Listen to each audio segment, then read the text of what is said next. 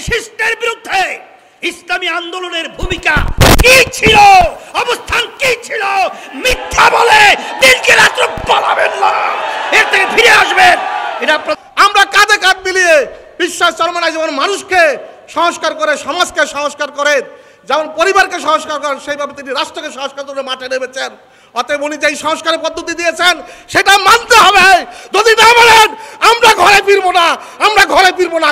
আগামী সরকার যেন চরমনাই বিশ্বের নেতৃত্বে এই দেশের মানুষের মুক্তির জন্য ইসলামিক কল্যাণ রাষ্ট্র আমরা প্রতিষ্ঠিত করতে পারি, সেই দাওয়াতি কাজ আমরা করব। আমাদের আমির ঘোষণা দিয়েছিলেন, ওই রণপিচাস তুই আমার সন্তানের বুকে কেন গুলি করলি?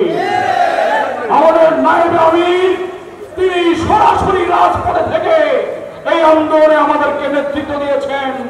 সুতরাং আমাদের এই ইসলাম পন্থাকে বাদ দিয়ে কোন সিদ্ধান্ত নিলে বাংলাদেশের জনগণ তা মেনে নেবে না। এখন আমাদের বিরুদ্ধে আজকে দুঃখ সহকারে বলতে হয়, এনি সাহেব বিএনপি সে আজকে বক্তব্য রেখেছেন অত্যন্ত আপত্তিকর। সেখানে আমাদের ব্যাপারে ভণ্ড শব্দ ব্যবহার করে, সেখানে সে ব্যবহার করে আমরা কি ফ্যাসিস্টের সহযোগী ছিলাম।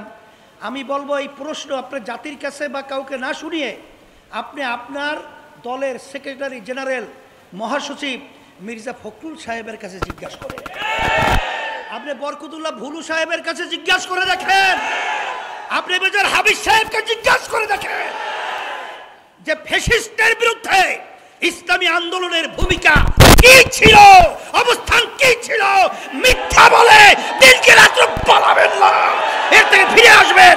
এটা আপনাদেরকে অনুরোধ করছি।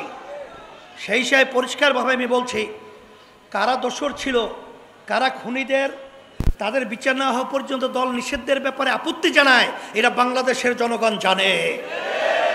জুলাইয়ের চেতনা কি, এটা আপনাদের ভার্সিটি যাবি, সেখানে নির্বাচনের মধ্যে আপনাদেরকে কলঙ্ক ইতিহাস রচনা করেছে, এরপরে আপনাদের বুঝেছে না। এই জন্য আমি বলবো, যদি এখন আপনাদের এই বক্তব্য থেকে, যদি আপনাদের এই মন মানসিকতা থেকে এখনো যদি ফিরে না আসেন, আর কতদিন মায়ের কোল খালি হবে, আর কতদিন আমাদের দেশের টাকা বিদেশে পাচার হবে, আর কতদিন এই দেশের মানুষ লক্ষ লক্ষ মিথ্যা কেসের মাধ্যমে তাদের সংসার ধ্বংস হবে, এটা বাংলাদেশের জনগণ দেখতে চায় না। এর পরিবর্তনের জন্যই আমরা আওয়ামী লীগ দেখেছি, বিএনপি দেখেছি, আমরা জাতীয় পার্টি দেখেছি, কিন্তু আমরা ইসলাম দেখি নাই। যে দেশের ভিতরে ৯২% মতো মুসলমান বসবাস করে, সেই দেশের মুসলমানদের চাহিদা হলো ইসলামী নীতি আদর্শের সাথে জড়ায়া থাকা, সাথে সাথে অন্য জাতিরাও ইসলামকে এর জন্য গ্রহণ করবে, কারণ জান মাল ইজ্জতের নিরাপত্তার গ্যারান্টি হলো সেই নীতি আদর্শের নাম হলো ইসলাম। আমি আর কথা বেশি লম্বা না করে, আপনারা কষ্ট করে এসেছেন, প্রশাসন আমার ভাইদেরকে এবং সাংবাদিক ভাইদেরকে ধন্যবাদ জানাচ্ছি।